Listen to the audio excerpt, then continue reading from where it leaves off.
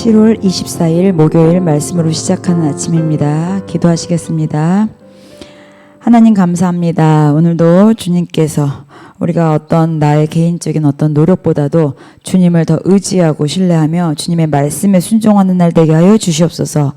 우리가 믿음을 따라 나아갈 때 믿음 가운데서 영적으로 깨어있는 날 되게 하여 주시옵소서. 감사드렸고 예수님의 이름으로 기도드립니다. 아멘.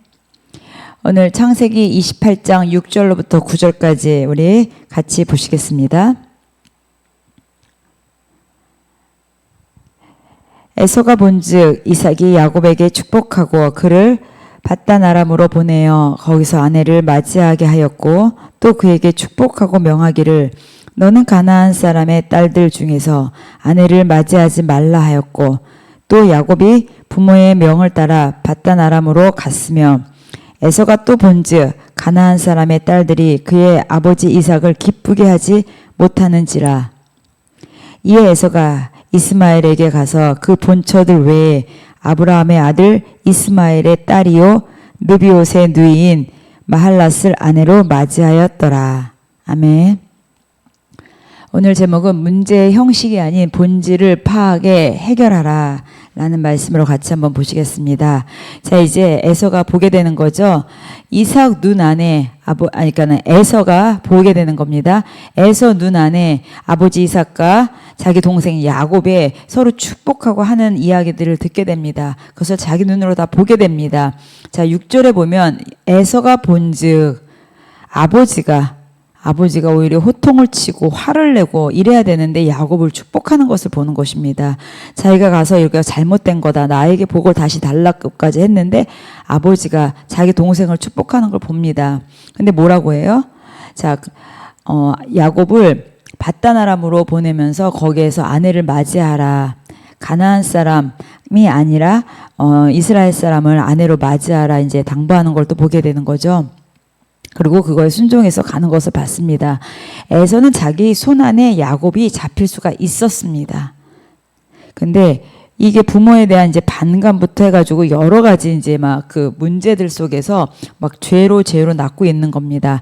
왜냐하면 에서는 영적인 것이 보이지 않기 때문에 영적인 것으로 완전히 무지했기 때문에 어떤 문제에 그 문제만을 보는 거죠. 그래서 우리가 그러잖아요. 어떤 문제 가운데 어려운 가운데 기도한다고 할 때 자꾸 우리가 문제 바라보지 말고 예수님 바라보라는 것처럼 지금 에서는 문제만을 바라보니까 그 문제의 원인이 뭔지 그 근본이 뭔지를 전혀 깨달지 못하고 그 문제에 대해서 자기의 분과 그것을 자기가 해결한다고 해결책을 대안으로 놓은 것이 뭐냐면 자기가 이방 여자들하고 결혼했다라는 것을 깨달지 못합니다.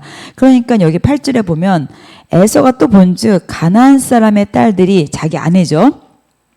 그의 아버지 이삭을 기쁘게 하지 못하는 거야. 그 아내들이 아버지한테 아무리 잘해도 이삭은 기뻐할 수가 없습니다. 왜냐면은요, 여기 보면은 저기 창세기 27장 거기 30 몇 절이죠? 우리가 예전에 했는데 창세기 27장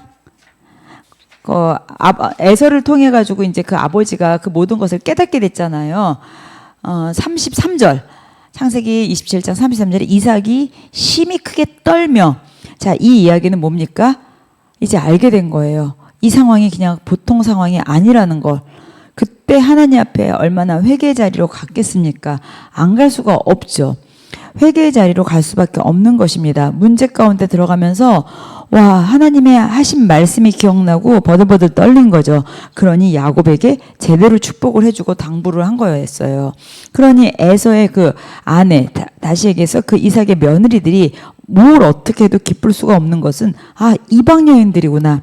이방 여인들이기 때문에 기쁘게 하지 못하는데 오히려 에서는 그 문제만 보이니까는 그거에 대한 해결을 어떻게 합니까? 또 다른 이방 여인을 또 아내로 드립니다. 그래서 이스마엘의 딸 느바롯과 누이인 마할랏을 아내로 맞이하였더라. 자, 여러분, 문제만 바라보면 문제를 가지고 해결하려고 그러면서 근본 해결이 안 됩니다. 우리한테는 상황 가운데, 삶 가운데, 인생 가운데 매일매일 문제가 있습니다. 그래서 우리가 믿음의 영적 장수가 되면 보이지 않는 것을 보는 믿음이 있는 것이고요. 영적 장애인들은요, 눈앞에 있는 것만을 보는 것입니다. 아니, 눈앞에 있어도 못 보는 사람도 많이 있죠.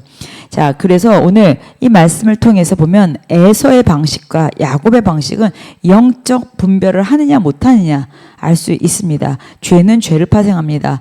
문제는 문제를 낳습니다. 근데 문제 가운데 하나님의 역사를 보는 사람들은 오히려 기적과 이적을 보게 되어 있는 것입니다. 여기 성경에 보면 야곱과 에서가 나오고 이삭과 이스마엘이 있습니다. 근데 하나님께서는 여기에서 아브라함의 씨가 어떻게 됩니까? 이삭이 되는 것이고 야곱이 되는 것입니다. 아브라함의 씨를 통하여서 자, 누구는 어떻게 보면 아브라함의 씨라는 택함을 받게 되는 거고 누구는 버림을 받는 건가요? 예수님이 오시를 그 계보에 그 모든 것은 주님께서 정하시고 나가셨습니다.